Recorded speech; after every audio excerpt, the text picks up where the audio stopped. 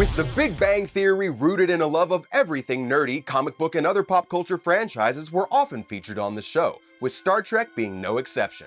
The guys can all speak Klingon and recite Spock's final words, and over the course of its 12-year run, whether playing themselves or not, quite a few Trek actors appeared on the show. I'm Greg Elliott with Screen Rant, and here's every Star Trek actor cameo on The Big Bang Theory.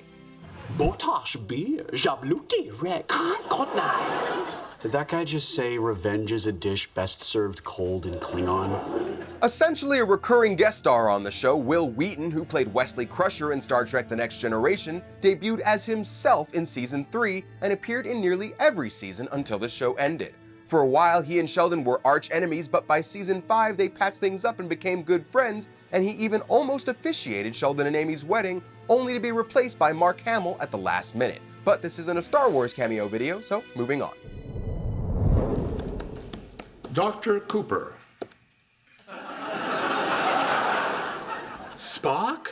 As a serious Trekkie, Sheldon has an undying devotion to Leonard Nimoy, aka Spock. Now, while Nimoy never appeared in person on The Big Bang Theory, he did voice a Spock action figure in Season 5 that advised Sheldon to use his transporter toy despite it being in mint condition.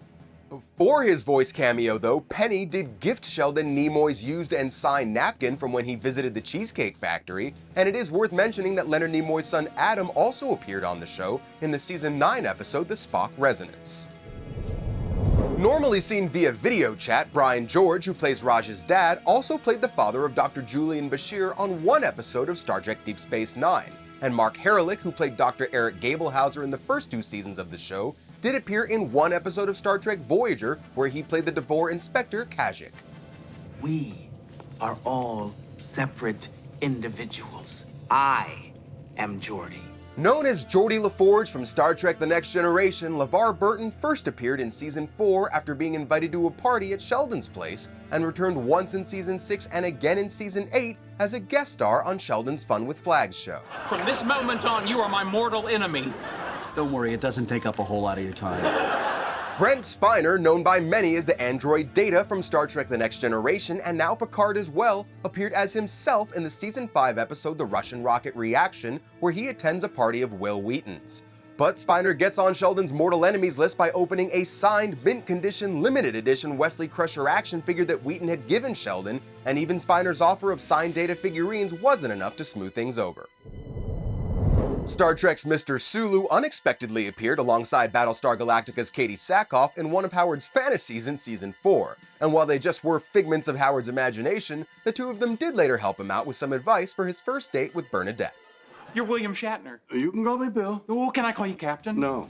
Fans waited for years to see William Shatner on the show, who of course played Captain and occasionally Admiral James T. Kirk in Star Trek The Original Series and 7 Star Trek films. And he finally appeared in the 12th and final season, where he, along with Joe Manganiello, Kareem Abdul-Jabbar, and Kevin Smith, were guest players in Wil Wheaton's Dungeons & Dragons game night.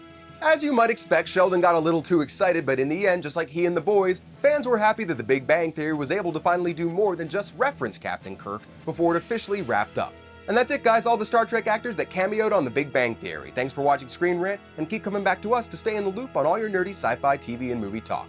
I'm Greg Elliott, and we'll see you next time.